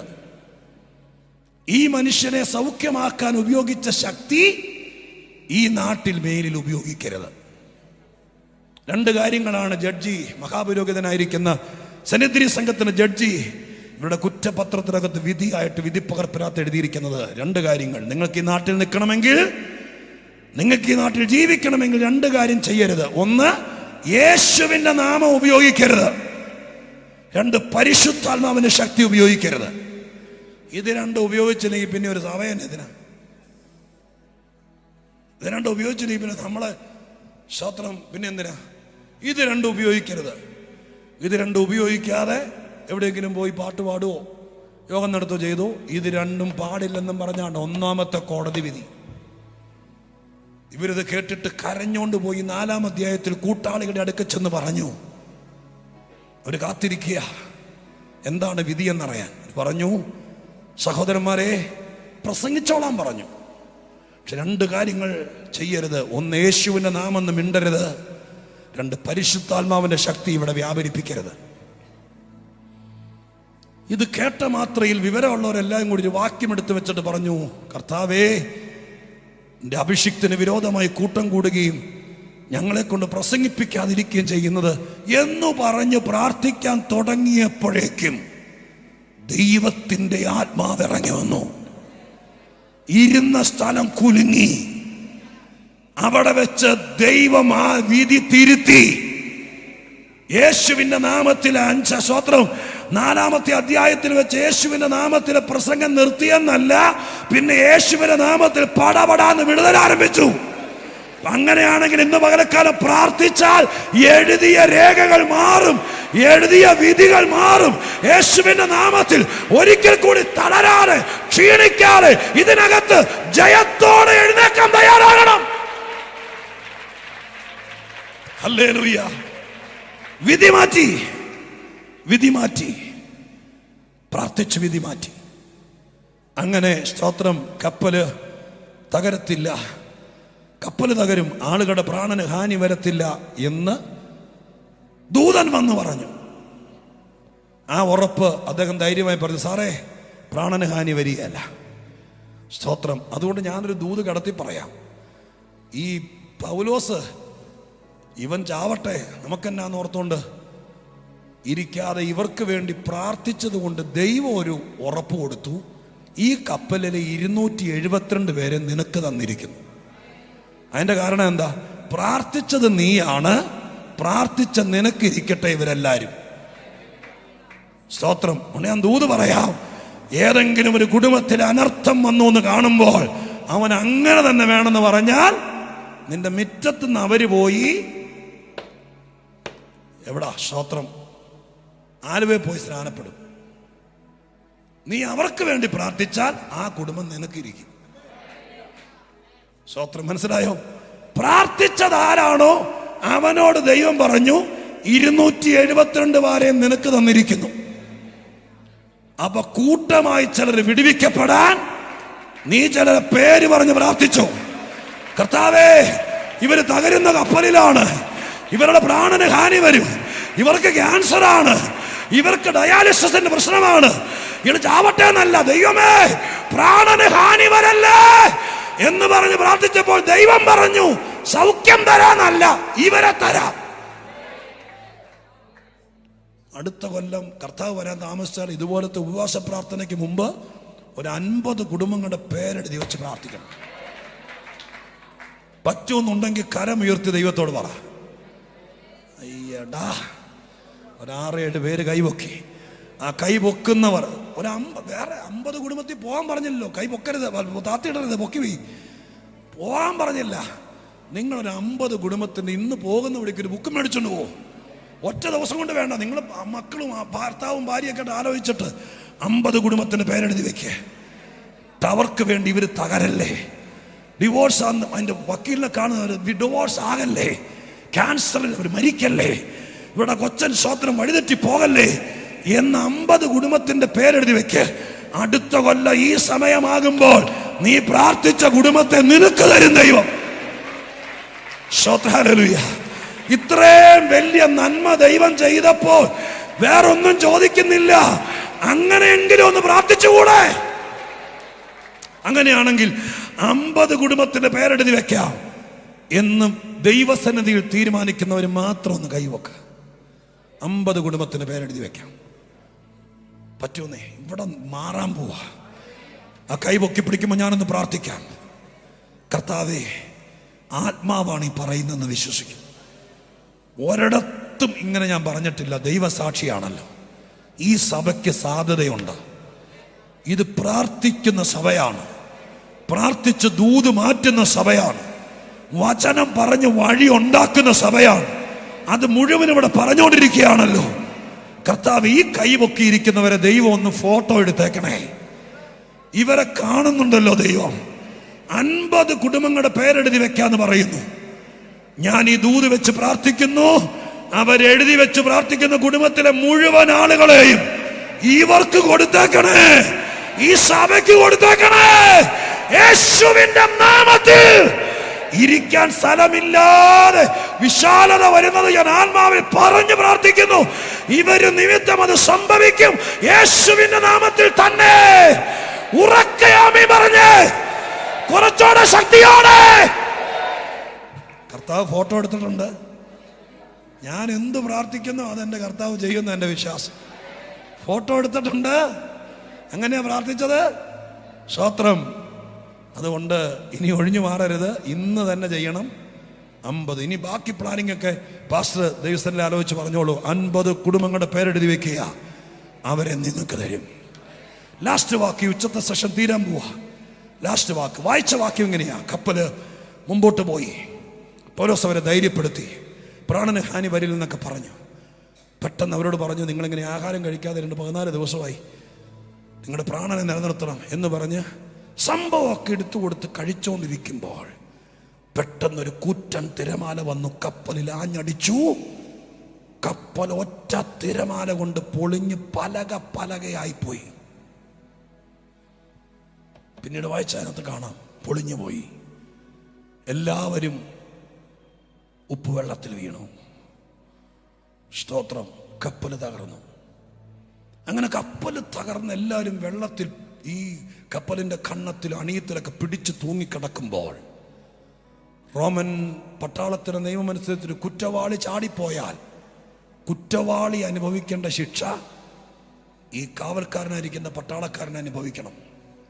അതുകൊണ്ട് കപ്പൽ തകർന്നത് ശരിയാണ്. ജയിൽ പുള്ളി ചാടിപ്പോയാൽ ഇവൻ പട്ടാളക്കാരൻ രക്ഷപ്പെട്ടാൽ അവൻ ആ ശിക്ഷ അനുഭവിക്കണമെന്ന് പേടിച്ച് പട്ടാളക്കാരൻ വാളൂരി കുറ്റവാളിയെ വെട്ടാനൊരുങ്ങുകയാണ് വെള്ളത്തിലിട്ട്. ആ സമയത്ത് ശതാധിപൻ പെട്ടെന്ന് പൗലോസിനെ രക്ഷിപ്പാൻ ആഗ്രഹിച്ചു പറഞ്ഞു, വെട്ടരുത് എന്ന് പറഞ്ഞ വാക്കാണ് ഇന്ന് പകലത്തെ പ്രധാന ദൂതിന്റെ കുറിവാക്യം. ശതാധിപൻ പറഞ്ഞ വാക്കിങ്ങനെയാണ്, വെട്ടരുത് എന്ന് പറഞ്ഞതിന് ശേഷം അദ്ദേഹം ആ കപ്പലിന്റെ അണിയത്ത് എവിടെയോ തൂങ്ങി ആടിക്കൊണ്ട് അദ്ദേഹം വിളിച്ചു പറയുന്നു, നീന്തുവാൻ കഴിയുന്നവർ ആദ്യം ചാടി കരയ്ക്ക് പറ്റുവാനും ശേഷമുള്ളവർ പലകമേലും കപ്പലിന്റെ കണ്ണങ്ങളുടെ മേലുമായി എത്തുവാനും കൽപ്പിച്ചു. ഇങ്ങനെ എല്ലാവരും കരയിലെത്തി രക്ഷപ്പെടുവാൻ സംഗതി വന്നു. ചുരുക്കി പറയാം, ഇങ്ങനൊരു പ്രശ്നം വന്നപ്പോൾ, കപ്പൽ തകർന്നപ്പോൾ, വെള്ളത്തിൽ വീണപ്പോൾ, ഈ കപ്പലിനകത്തെ ആളുകൾ വിവിധ കാറ്റഗറിക്കാരാണ്. വലിയ ബിസിനസ് ക്ലാസ് ടിക്കറ്റിൽ യാത്ര ചെയ്യുന്നവരുണ്ട്, റോമിൽ പോയി സുഖവാസത്തിന് വേണ്ടി പോകുന്നവരുണ്ട്, കുറ്റവാളികളായി പോകുന്നവരുണ്ട്, ബിസിനസ്സുകാരുണ്ട്, സാധാരണ യാത്രക്കാരുണ്ട്. പല കാറ്റഗറിയിലാണ്. പട്ടാളക്കാരുണ്ട്. അങ്ങനെ ഒത്തിരി പേരായി കപ്പലിൽ, 276 പേര്. പക്ഷെ കപ്പൽ തകർന്നപ്പോൾ ശതാധിപന്റെ വാക്കിൽ നിന്ന് ഞാൻ മനസ്സിലാക്കുന്നു, ഇപ്പോൾ കപ്പലിൽ 2 കൂട്ടരേ ഉള്ളൂ. ശ്രദ്ധിച്ചു വായിച്ചാൽ കാണാൻ കഴിയുന്ന, അയാൾ പറയുന്നത് ഇങ്ങനെയാണ്. ഒന്നാമത്തെ കൂട്ടര് അയാൾ പറയുന്നു നീന്തുവാൻ കഴിവുള്ളവർ. ആദ്യത്തെ കൂട്ടര് കഴിവുള്ളവര്. കുറച്ചുകൂടെ മുന്നോട്ട് വായിക്കുകയാണ്. ചാടി കര പറ്റുവാനും ശേഷമുള്ളവർ, പലകമേലും കപ്പലിന്റെ ശേഷമുള്ളവർ. രണ്ടാമത്തെ കൂട്ടര്. അപ്പൊ 2 കൂട്ടരെ ഇപ്പൊ കപ്പലിലുള്ളൂ. ബാങ്കിൽ പണമുണ്ടെങ്കിലും കൈ കാശുണ്ടെങ്കിലും കപ്പല് തകർന്നപ്പോൾ 2 കൂട്ടരേ ഉള്ളൂ. 1 കഴിവുള്ളവർ, 2 ശേഷിക്കുന്നവർ അഥവാ കഴിവില്ലാത്തവർ. അപ്പൊ ഈ കപ്പലിൽ കഴിവുള്ളവരും കഴിവില്ലാത്തവരും ഉണ്ട്. കഴിവുള്ളവർ എന്ന് പറഞ്ഞാൽ എന്തിനാ 3-4 കൂട്ടം കാര്യങ്ങളാണ് അവിടെ എഴുതിയിരിക്കുന്നത്. കഴിവ് എന്തിനാ നോക്കിയേ. 1, നീന്തുവാൻ കഴിയുന്നവർ ആദ്യം ചാടി കരയ്ക്ക് പറ്റുവാനും. അപ്പോ സ്തോത്രം 3 കാര്യങ്ങൾ. 1, ചാടാൻ കഴിവ് വേണം. എങ്ങോട്ട് ചാടാൻ? വെള്ളത്തിലേക്കല്ല, കരയിലേക്ക് ചാടാൻ. സ്തോത്രം. കരയിലേക്ക് ചാടിയാൽ പിന്നെ നീന്താൻ പറ്റുമോ? വെള്ളത്തിലല്ലേ നീന്താൻ പറ്റുള്ളൂ. ചാടിയിട്ട് നീന്താനല്ലേ പറഞ്ഞേ, ചാടിയിട്ട് ഓടാനല്ലല്ലോ പറഞ്ഞേ. ഇപ്പൊ എങ്ങോട്ടാ ചാടണ്ടേ? ഇവര് ഇങ്ങനെ പൊളിഞ്ഞു കിടക്കുന്ന കപ്പലിൽ തൂങ്ങി കിടക്കുക. അപ്പൊ ചാടാൻ കഴിവുള്ളവർ എന്ന് പറഞ്ഞാൽ എങ്ങോട്ടാ ചാടണ്ടേ? കടലിലേക്ക് ചാടണം. ഏത് കടലിലേക്ക്? ഇവിടെ ചുമ്മാ വൈകുന്നേരം ഇപ്പൊ ആറിക്കിടക്കുന്ന കടലിലേക്കല്ല. 14 ദിവസമായിട്ട് കാറ്റും കോളും കാരണം കിളകി കലിതുള്ളി നിൽക്കുന്ന കടലിലേക്ക് ചാടണം. അതിന് കഴിവുള്ളവർ ഫോർട്ട് കൊച്ചിയിലുണ്ടോ എന്ന് എനിക്കറിയില്ല. വേണമെങ്കിൽ ഇപ്പൊ പോയി ഒന്ന് ചാടിയിട്ട് വരാം. പക്ഷേ സ്തോത്രം, സുനാമി പോലത്തെ തിരമാലകൾ അലറി നിൽക്കുമ്പോൾ ആ കടലിലേക്ക് ചാടാൻ കഴിവുള്ളവർ ഇതിനകത്ത് ആരൊക്കെ ഉണ്ടെന്ന് അറിയില്ല. 2, നീന്താൻ. എവിടെ നീന്താൻ? ഇതുപോലെ ഇളകി നിൽക്കുന്ന കടലിൽ നീന്താൻ ആരെ കൊണ്ട് പറ്റും? സ്തോത്രം. കരപറ്റാൻ, ഇതുപോലത്തെ കടല് നീന്തി കരപറ്റാൻ കഴിവുള്ളവർ ആരുണ്ട്? അവരെത്ര പേരുണ്ടെന്ന് അറിയില്ല. പക്ഷെ ഈ കപ്പലിനകത്ത് കഴിവില്ലാത്തവരുണ്ട്. കഴിവില്ലാത്തവരെല്ലാം ഉപ്പുവെള്ളം കുടിച്ച് ചാവട്ടെ എന്നല്ല ശതാധിപൻ പറഞ്ഞത്. ശതാധിപൻ പറഞ്ഞു, കഴിവില്ലാത്തവർ പലകമേൽ പിടിച്ച് രക്ഷപ്പെടട്ടെ. അതിനർത്ഥം എന്താ? ഞാൻ ആത്മീക വ്യാഖ്യാനം പറഞ്ഞ് അവസാനിപ്പിക്കാം. സ്തോത്രം. കഴിവുള്ള ഒത്തിരി പേര് ഈ കൊച്ചി കാണും. കഴിവുള്ള പലരും ഒരു കര പറ്റി കാണും. പക്ഷെ എത്ര പഠിച്ചിട്ടും കര പറ്റാത്തവർ, എത്ര പ്രാർത്ഥിച്ചിട്ടും കര പറ്റാത്തവർ, എത്ര ഉപവസിച്ചിട്ടും കര പറ്റാത്തവർ, അങ്ങനെയുള്ള ആരെങ്കിലും ഒന്ന് വന്നിട്ടുണ്ടോ? എന്തെല്ലാം ചെയ്തിട്ടും എൻ്റെ പാസ്റ്ററെ കടം മാറിയിട്ട് ജീവിക്കാനൊക്കെ തോന്നില്ല. ഇത് 16ാമത്തെ വാടക വീടാ. സ്വപ്നങ്ങൾ മാത്രമേ ഉള്ളൂ. ഒരു കര പറ്റുന്ന ലക്ഷണമില്ല. കല്യാണം നടക്കുന്നു തോന്നുന്നില്ല. ഇങ്ങനെ പറഞ്ഞ് അലറി നിൽക്കുന്ന വിഷയത്തിന് നടുവിൽ കര പറ്റത്തില്ലെന്ന് പേടിച്ച് നിൽക്കുന്ന ആരെങ്കിലും ഉണ്ടെങ്കിൽ അവർക്ക് വേണ്ടി ശതാധിപൻ പറഞ്ഞ വാക്ക് വ്യാഖ്യാനിക്കുക. ശതാധിപൻ പറഞ്ഞു, കര പറ്റാൻ സാധ്യതയില്ലാത്ത കഴിവില്ലാത്തവർ പലകമേൽ പിടിച്ച് രക്ഷപ്പെടട്ടെ. സ്തോത്രം. അതിനർത്ഥം ഞാൻ ഇങ്ങനെ പറയാം, നിനക്ക് കഴിവില്ലാത്തത് കൊണ്ട് നിന്നെ കൈവിട്ടിട്ട് പോകുന്നൊരു സ്ഥലമല്ല ഈ സ്ഥലം. ദൈവം ഈ പ്രാർത്ഥന കഴിയുമ്പോൾ ഏതെങ്കിലും ഒരു പലകഷ്ണം അത് ഒഴുകി നിന്റെ മുമ്പിലെത്തും. അത് ചിലപ്പോൾ ഹല്ലേലൂയ എന്താണ്, ഏത് രൂപത്തിലാണോ പലക ഒഴുകി വരുന്നത് പറയാൻ പറ്റിയല്ല. ചിലപ്പോൾ ഒരു ഉപദേശിയുടെ രൂപത്തിലായിരിക്കാം, ചിലപ്പോൾ ഒരു സുവിശേഷ ലഘുലേഖയായിരിക്കാം, ചിലപ്പോൾ ഒരു ബുക്ക്ലെറ്റ് ആയിരിക്കാം, ചിലപ്പോൾ യൂട്യൂബിൽ കാണുന്ന ഒരു ദൈവദാസന്റെ പ്രസംഗമായിരിക്കാം, ചിലപ്പോൾ നിന്റെ വീട്ടിൽ വന്ന് പ്രാർത്ഥിക്കാൻ ദൈവം പറഞ്ഞു വിട്ട ഒരു ദൈവദാസിയായിരിക്കാം, ആരാന്നറിയില്ല. ചിലപ്പോൾ ഒരു ഫോൺ കോൾ ആയിരിക്കാം, ചിലപ്പോൾ ഒരു പഴയ ക്ലാസ്മേറ്റ് ആയിരിക്കാം. ആരെങ്കിലും ഒരാളെ ദൈവം നിന്റെ മുമ്പിലേക്ക് ഒഴുക്കി വിടും. അതിൽ പിടിച്ച് രക്ഷപ്പെട്ടോളണം. സ്തോത്ര. ഹല്ലേലൂയ. ചിലപ്പോൾ നിനക്ക് വേണ്ടി അരമണിക്കൂർ സുവിശേഷം പറയാൻ വേണ്ടി വരുന്ന ഒരു സുവിശേഷകനായിരിക്കാം. അത് നിന്നെ രക്ഷപ്പെടുത്താൻ ദൈവം ഒഴുക്കി വിടുന്ന പലകയാണ്. 91-ാം സങ്കീർത്തനത്തിനകത്ത് നമ്മൾ വായിക്കുന്നുണ്ട്. സ്തോത്ര. ഹല്ലേലൂയ. കർത്താവിന്റെ വചനത്തിൽ അവൻ നമ്മുടെ പരിചയം പലകയുമാണ്. ചിലപ്പോൾ ദൈവം പലകയുടെ രൂപത്തിൽ വരും. അതിൽ എങ്ങനാന്ന് പറയാൻ പറ്റിയല്ല. കർത്താവിന്റെ ആഗ്രഹം ഈ കപ്പലിൽ കയറിയ ഒരാളും ചാവരുത്, എല്ലാരും രക്ഷപ്പെടണം. അതിന് എല്ലാവർക്കും ചിലപ്പോൾ ഒരുപോലെ കഴിവായിരിക്കില്ല, എല്ലാവർക്കും ചിലപ്പോൾ ഒരുപോലെ ശക്തി ആയിരിക്കില്ല, എല്ലാവർക്കും ചിലപ്പോൾ ഒരുപോലെ ആയിരിക്കില്ല. പക്ഷെ നിന്നെ ദൈവം കണ്ടിട്ടുണ്ട്. 21 കഴിയുമ്പോൾ നിന്റെ മുമ്പിലേക്ക് ഒരു പലക ഒഴുകി വരും. ചിലപ്പോൾ ഒരു പേപ്പർ ആയിരിക്കും, ചിലപ്പോൾ ഒരു ഇൻവിറ്റേഷൻ ആയിരിക്കും, ചിലപ്പോൾ ഒരു യോഗത്തിൽ പങ്കെടുക്കാനുള്ള കോളിംഗ് ആയിരിക്കും. എന്താന്ന് എനിക്കറിയില്ല, ഒരു പലക വരും. വിശ്വസിച്ചോ, വിശ്വസിച്ചോ. കർത്താവിന്റെ ആത്മാവ് നീ കൊണ്ടുവന്നിരിക്കുന്ന വിഷയം, നിന്റെ ഭാരമുള്ള വിഷയം, നിന്റെ വേദനയുള്ള വിഷയം, നീ കരയുന്ന വിഷയം, നീ ഒരുപാട് ശ്രമിച്ചിട്ട് കരപറ്റാതെ പോയ കാര്യം, ആ കാര്യം നടപ്പിലാക്കണമെന്ന് എന്റെ ദൈവത്തിന് വാശിയുണ്ട്. അതുകൊണ്ട് കർത്താവ് ചെയ്യാൻ പോകുകയാണ്. ഞാൻ ഈ പകലത്തെ സന്ദേശം അവസാനിപ്പിക്കുന്നു. ഒരു പലക. അതെങ്ങനെ വരുമെന്ന് എനിക്കറിയില്ല, ആര് വരുമെന്ന് ആര് കൊണ്ടുവരുമെന്ന് എനിക്കറിയില്ല. പക്ഷെ നീ രക്ഷപ്പെടും. ആ വാക്ക് ഞാൻ ഉറപ്പ് പറയാം. ഇന്ന് നിന്റെ ലക്ഷക്കണക്കിന് രൂപയുടെ കടമായിരിക്കാം. 70 ലക്ഷം രൂപ 80 ലക്ഷം രൂപയുടെ കടം കിടക്കുമ്പോൾ ഒരു പ്രാർത്ഥനയ്ക്ക് പോയാൽ രക്ഷപ്പെടുമെന്ന് ഏത് മണ്ടനാ പറഞ്ഞതെന്ന് തിരിച്ചു ചെല്ലുമ്പോൾ നിന്നോട് ബുദ്ധിയുള്ളവർ ചോദിച്ചേക്കാം. നീ പറയണം, ഇതൊരു പലകയാണ്, ഈ 21 ദിവസത്തെ ഉപവാസ പ്രാർത്ഥനയുടെ നോട്ടീസ് ഒരു ഫ്ലയർ എന്റെ മൊബൈലിൽ വന്നത് എനിക്ക് കിട്ടിയ പലകയാണ്.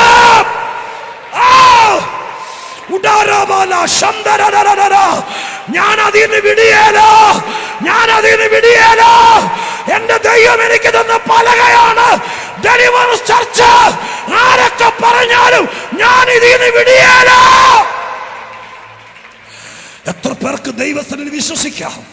എന്നെ കേൾക്കുന്ന പ്രിയ സഹോദരങ്ങളെ, സഹോദരിമാരെ, നിങ്ങൾക്ക് ദൈവം ഇട്ടു തന്നൊരു പലക കഷ്ണമാണ് ഈ ചർച്ച്.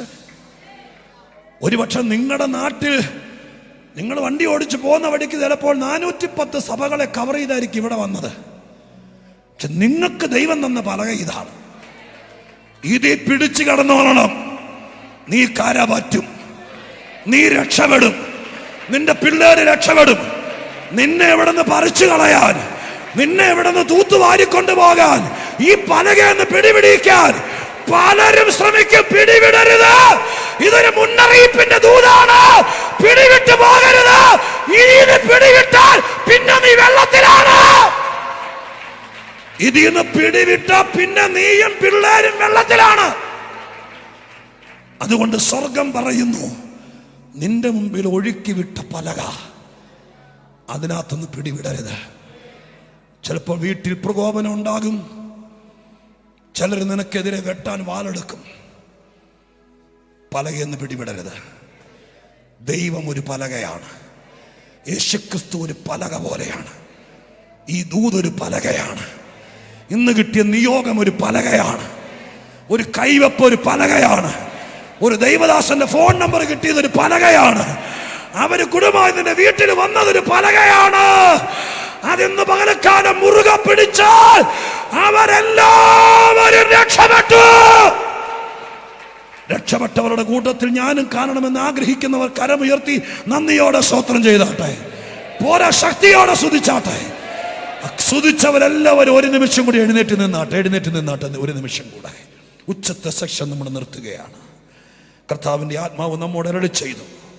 തുടക്കം മുതൽ കേറിയിറങ്ങി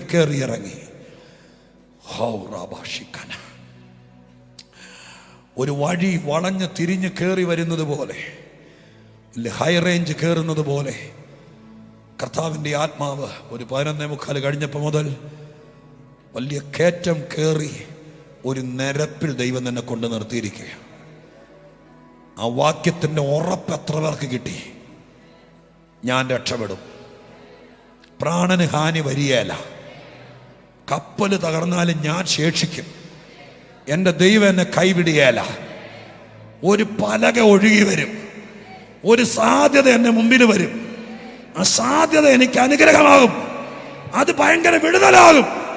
സ്വർഗം അത് ചെയ്യുമെന്ന് വിശ്വസിക്കുന്ന ദൈവമക്കൾ എഴുന്നേറ്റ് നിൽക്കുന്ന കൂടെ പോകാൻ ധൃതി പിടിക്കാതെ, കർത്താവേ ഇന്നത്തെ ദിവസം വന്നില്ലായിരുന്നെങ്കിൽ ചിലപ്പോൾ ഒരു നിയോഗം കിട്ടാതെ പോയേനെ. നിങ്ങളെ ദൈവം വെറും കൈയോടെ അയക്കത്തില്ല. ദൈവപ്രവൃത്തി വെളിപ്പെടും. ഓൺലൈനിൽ കണ്ടുകൊണ്ടിരിക്കുന്ന പ്രാർത്ഥിച്ചുകൊണ്ടിരിക്കുന്ന എല്ലാവരെയും കർത്താവ് അടുത്ത 3 ദിവസങ്ങൾ ഭയങ്കര മൂവ്മെന്റിലേക്ക് നയിക്കും. ദൈവപ്രവൃത്തി വെളിപ്പെടും. ഞാനൊരു വാക്ക് പ്രാർത്ഥിച്ച് കർത്തൃദാസന്മാരുടെ കയ്യിലേക്ക് ഈ അന്തരീക്ഷം കൈമാറി കൊടുക്കാം. എല്ലാവരും പ്രാർത്ഥിച്ചാട്ടെ. നിങ്ങൾക്ക് ഈ കേട്ട ദൂതിനകത്ത് എന്തെങ്കിലും ഇടപെട്ടെന്ന് ബോധ്യമുണ്ടെങ്കിൽ നിങ്ങളുടെ വലങ്കരം നെഞ്ചത്തേക്ക് വെച്ചാട്ടെ. ആത്മാവിൽ പറഞ്ഞാട്ടെ, തുടക്കം മുതൽ എൻ്റെ കർത്താവ് എന്നോട് തന്നെ സംസാരിച്ച്. അങ്ങനെ ബോധ്യമുണ്ടെങ്കിൽ മാത്രം, ഞാനങ്ങനെ സ്ഥാപിക്കുകയൊന്നുമല്ല.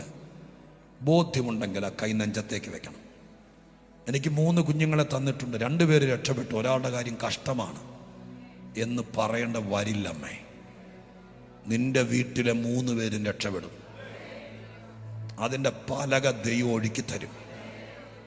ബാക്കി ദൈവം ചെയ്യും. നെഞ്ചത്ത് കൈ, ഞാൻ ഒരു കൈ വെക്കാനേ പറഞ്ഞു. പാവങ്ങൾ 2 കൈ നെഞ്ചത്ത് വെച്ച് കരയുന്നവരുണ്ട്. നിങ്ങളെങ്ങനെ ദൈവം മറക്കും? നിങ്ങളെങ്ങനെ ദൈവം കൈവിടും? വെട്ടാൻ വേണ്ടി വാളെടുത്താലും ദൈവം വാളെ കയറി പിടിച്ചിട്ട് പറയും, ഇവള് ചാവണ്ടവളല്ല, ഇവള് രക്ഷപ്പെടേണ്ടവളാ, കരപറ്റേണ്ടവളാണ്. കര പറ്റിക്കാൻ ദൈവം ഇതിന് നടുവിലുണ്ട്. ഇനി നീ പറ, ആരും സഹായത്തിനില്ലെങ്കിലും എൻ്റെ ദൈവം എന്നെ കരപറ്റിക്കും. ആ ഉറപ്പോടെ ഞാൻ പോകുന്നത്. വഴി തുറക്കുമെന്ന് എനിക്ക് മനസ്സിലായി. അത് ചെയ്യുമെന്ന് വിശ്വസിക്കുന്നവർ നെഞ്ചത്ത് കൈവച്ച് ഒരു നിമിഷം അങ്ങ് പ്രാർത്ഥിച്ചോ. ഞാൻ പ്രാർത്ഥിക്കുന്നത് നോക്കി നിൽക്കണ്ട, ദൈവത്തോട് പറ, കർത്താവ് ചെയ്യും. പരിശുദ്ധ ദൈവമേ, സ്വർഗീയ പിതാവേ, നെഞ്ചത്ത് കൈ ചേർത്ത് വെച്ച് കണ്ണ് നിറഞ്ഞൊഴുകി ആത്മാവിൻ്റെ സന്തോഷത്തോടെ ദൈവസന്നിധി നിൽക്കുന്ന ദൈവമക്കളെ, എൻ്റെ കഴിവിൻ്റെ പരമാവധി ഞാൻ വചനം കൊണ്ട്, ദൈവം എനിക്ക് തന്ന വെളിപ്പാട് കൊണ്ട് എൻ്റെ ആരോഗ്യവും ബലവും ശബ്ദവും മുഴുവൻ എടുത്ത് ശുശ്രൂഷിച്ചിട്ടുണ്ട്. എന്നെ ദൈവത്തിന് നന്നായിട്ട് അറിയാലോ. എൻ്റെ സാന്നിധ്യത്തിൻ്റെ മറവിൽ ഞാൻ ഒന്നും പിടിച്ചു വെക്കില്ലപ്പാ. ഇവരെ സ്നേഹിച്ച്, ഈ സഭയെ സ്നേഹിച്ച് ദൈവസന്നിധി ഇതെല്ലാം ഞാനൊരു കൃഷിക്കാരൻ വിത്ത് വിതച്ചതുപോലെ ഉഴുതു മറച്ച് വിതച്ചിട്ടുണ്ട്. ഇത് ഫലിക്കും നിശ്ചയം. ഈ പ്രാർത്ഥന കഴിയുമ്പോൾ വിശ്വസിച്ചവർക്ക് ആ പലകை പിടികിട്ടും. കർത്താവേ, ഇവിടെ സാക്ഷ്യത്തിന്റെ പരമ്പര ഉണ്ടാകും. ദൈവം അത് ചെയ്യുമെന്ന് വിശ്വസിക്കുന്നു. ഞാനിവരെ അനുഗ്രഹിക്കുന്നു. അവിടെ നിന്ന് അനുവദിച്ച വൈകുന്നേരം എല്ലാവരും ഒന്നിച്ചു കൂടണമേ. ഞങ്ങൾ ഒന്നിച്ചുള്ളത് ഇതിനേക്കാൾ വലിയ കാര്യമാകണമേ. യേശുവിൻ നാമത്തിൽ പ്രാർത്ഥിക്കുന്നു, കേൾക്കുമാറാകണമേ.